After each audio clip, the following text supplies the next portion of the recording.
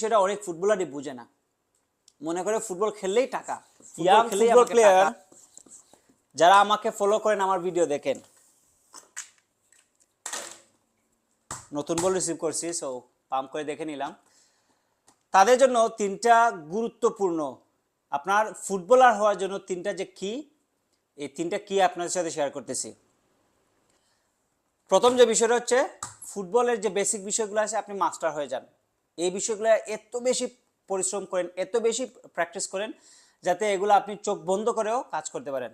এখন বেসিক বিষয়গুলো কি? বেসিক বিষয়গুলো দেখেন, কঠিন বিষয় না। পাসিং, ড্রিবলিং, শুটিং, মাঠে যে আপনার পজিশনটা বোঝা, পজিশনিং।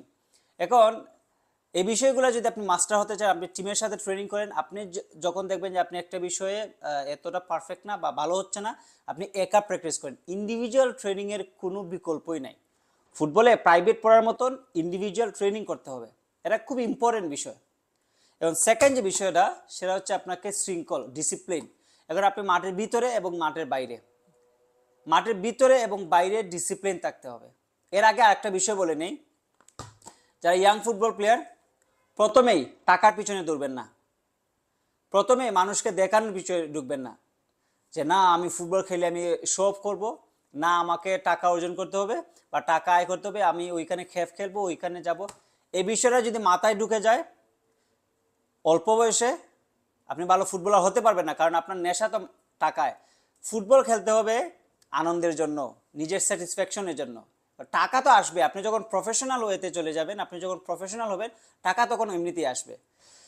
সো ডিসিপ্লিনের যে বিষয়টা, সেটা হচ্ছে দেখেন, আপনি অন দ্য ফিল্ড আপনাকে এমন একটা লাইফস্টাইল লিড করতে হবে যাতে হেলদি থাকেন, যেমন ঘুম, খাবার, এই বিষয়টা আপনাকে খুব গুরুত্ব সহকারে লিড করতে হবে, দেখতে হবে। সেকেন্ড যে বিষয়টা, সেটা হচ্ছে আপনার কোচ, টিমমেট, এদেরকে রেসপেক্ট করতে হবে, সিনিয়র প্লেয়ারদের রেসপেক্ট করতে হবে। আর একটা বিষয় হচ্ছে, ভালো মানুষ হয়ে উঠতে হবে, এই মেন্টালিটি রাখতে হবে, হাম্বল হতে হবে। আপনি যত বড় প্লেয়ার হবেন, যত ভালো উচ্চ পর্যায়ে যাবেন, আপনাকে হাম্বল হতে হবে। তিন নাম্বার বিষয়টা দেখেন, আপনি যখন খেলবেন, একটা গেম খেলার পরে আপনাকে কিছু মানুষ ভালো বলবে, কিছু মানুষ খারাপ বলবে, কিছু মিস্টেক আপনার হবে, কিছু ভালো পারফর্ম আপনি করবেন।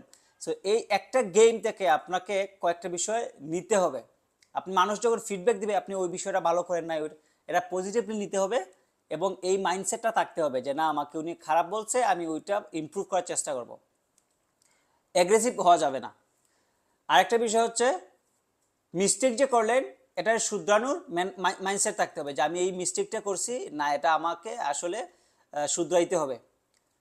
পরে যেটা হচ্ছে যে আপনি ভালো পারফর্ম করলেন, এই যে ভালো পারফর্ম করলেন, এটার জন্য আপনাকে হ্যাপি থাকতে হবে যে না, আমি এটাকে আরেকটু ইমপ্রুভ করব।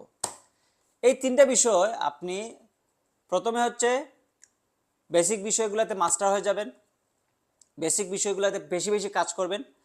2 নাম্বার হচ্ছে ডিসিপ্লিন, মাঠের ভিতরে এবং বাইরে। এন্ড 3 নাম্বার হচ্ছে আপনি মানুষের ফিডব্যাক, বা আপনি ভুল যে করলেন, এই ভুল থেকে শেখা। এই তিনটা বিষয় যদি, 4 নাম্বার বিষয় যেটা আমি মধ্যখানে বললাম, যেটা হচ্ছে আপনাকে টাকার পিছনে ঘুরতে হবে না। আপনি যখন ফুটবল খেলবেন, আপনি নিজের স্যাটিসফ্যাকশনের জন্য খেলেন।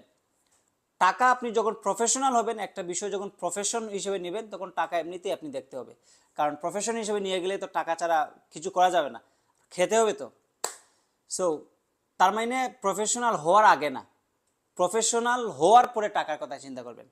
এই বিষয়টা অনেক ফুটবলারই বুঝে না, মনে করে ফুটবল খেললেই আমাকে টাকা গুনতে হবে, আদারওয়াইজ আমি ফুটবল খেলবো কেন। আমাদের কথা যদি ধরেন, আমরা ন্যাশনাল টিমে খেলতেছি না, বা আমরা ভালো একটা লিগে খেলতেছি না, আমরা খেলতেছি এখন একমাত্র ফুটবলকে ভালোবাসি বলে, শরীরের সুস্থতা এবং যতটুকু নলেজ হচ্ছে, এই নলেজগুলা আপনাদের সাথে শেয়ার করা। That's it. Thank you very much. See you in next video. দেখতেছেন, যারা ইউটিউবে দেখতেছেন, সাবস্ক্রাইব করে রাখবেন। আমি ইয়াং ফুটবল প্লেয়ারদের জন্য ভালো ভিডিও উপহার দেওয়ার চেষ্টা করব। Thank you very much. All the best.